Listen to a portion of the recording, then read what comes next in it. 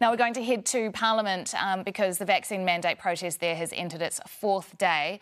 And we all saw there were some ugly scenes there yesterday as clashes between police and protesters saw more than 120 people arrested. So joining me now from Parliament is Newshub political editor Jenna Lynch. Jenna, what is the situation down there like this morning? How many people are we talking now?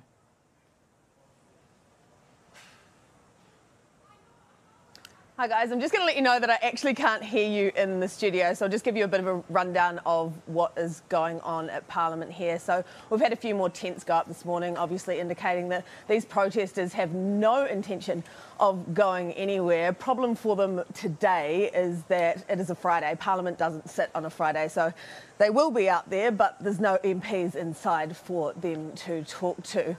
Police arrested about 120 of them yesterday, but they haven't formed the same sort of lines as we saw yesterday morning as they started going in and making those arrests.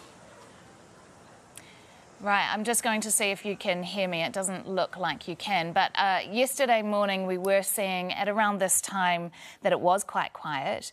It wasn't really until probably a little bit later that we started seeing those lines of police officers at on the Parliament grounds. So it's possible that that is still their intention later on this morning. I wonder if we can talk to the camera operator, if we can get the camera operator to actually show us what's happening on the forecourt of Parliament at the moment. That would be great to see.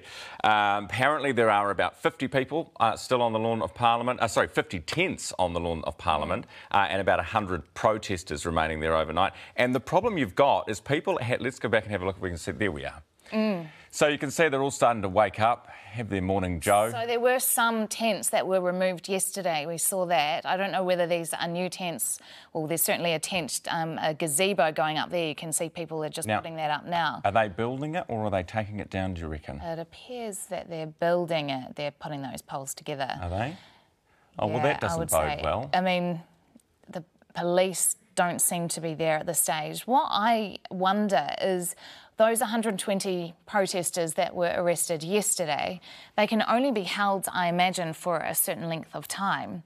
So what happens when they're released? They go back straight back down. A lot of them aren't actually from Wellington. They've travelled from other parts of the country. So I don't imagine they're necessarily going to travel straight back home. We would perhaps know some of this information had the police been willing to come on the program for 2 mornings in a row now. The Police Commissioner has given us a no. But we are going to go back to our Newshub political editor, Jenna Lynch, for more information. Jenna, I believe you can hear me now. Look, Jenna, there's... Great, excellent. Look, we can see there are more tents down there. Are these tents that are just going up this morning? Is this still a hangover from the crowd that was there yesterday?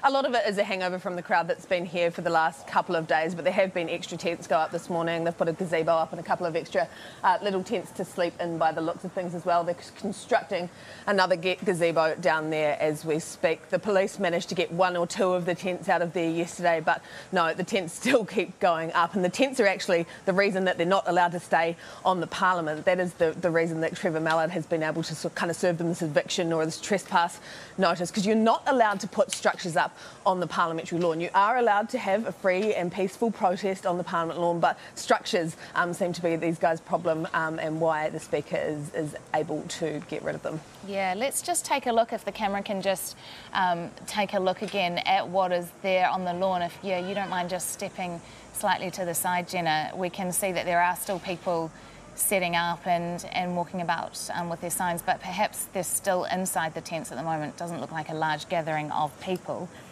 Jenna, a video that is circulating quite widely online appears to show a protester who is naked being pulled out of the crowd. Look, we can't verify at the moment whether that video is indeed authentic, but did you see or hear anything at the time? No, I didn't see the particular arrest happening. I think I did see that particular person sitting just down to my right here after having been arrested, kind of with a sheet wrapped around him. But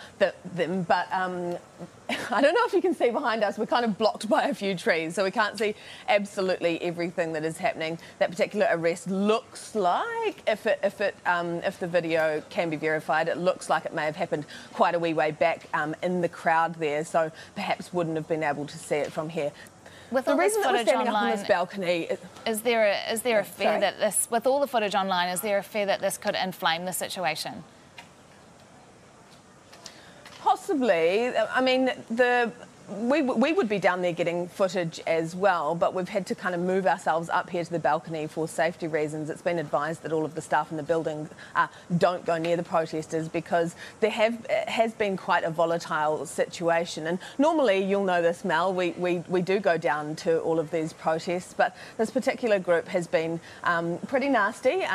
Not all of them, obviously. There are some protesters out there that are just singing and having a good time, but we've been kind of copping a lot of abuse, and it's been deemed it's not super safe to go down there.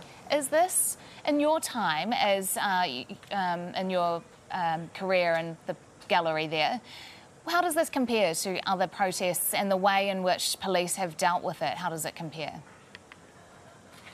Yeah, so particularly these anti-mandate or anti-vaccination protests. We've had a few of them here at Parliament now, and the police presence has been quite large at all of these protests. The first and second one more so. When these guys showed up on Tuesday, it really didn't feel like the police had as many people on the ground as they had done at those previous ones, and I think there will be questions asked as to whether they were properly prepared or whether they kind of got a little bit blindsided by the size of this crowd. Having said that, the crowd is not as big as those other ones, and it's certainly not as big as some of the other protests that have come to Parliament over the years. It's just that it is quite a vocal crowd, and they have kind of set up shop here, so they're not going anywhere. A lot of the protesters that come here kind of come for a couple of hours and then clear off, but these guys have been here 4 days and counting now. It looks like they're settling in for the weekend, so no sign of them going anywhere just yet. Yeah, as you say, I mean, it's a significant event, isn't it? 4 days. Why is it then that police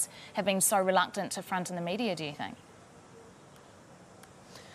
I think that they did, to be fair to them, they did hold one press conference yesterday, but they have been reasonably silent thus far. I think operationally it's been quite large for them. They've had to bring reinforcements in from Auckland and Christchurch, but those only showed up yesterday. They're special kind of crowd control cops that they flew in, senior cops that deal with this kind of thing on a day-to-day basis rather than just the Wellington cops we have around here normally. So it feels like that happened a couple of days late as well. Perhaps they're just in the background trying to organise this thing, but yeah, fronting up to the media wouldn't be a bad call either.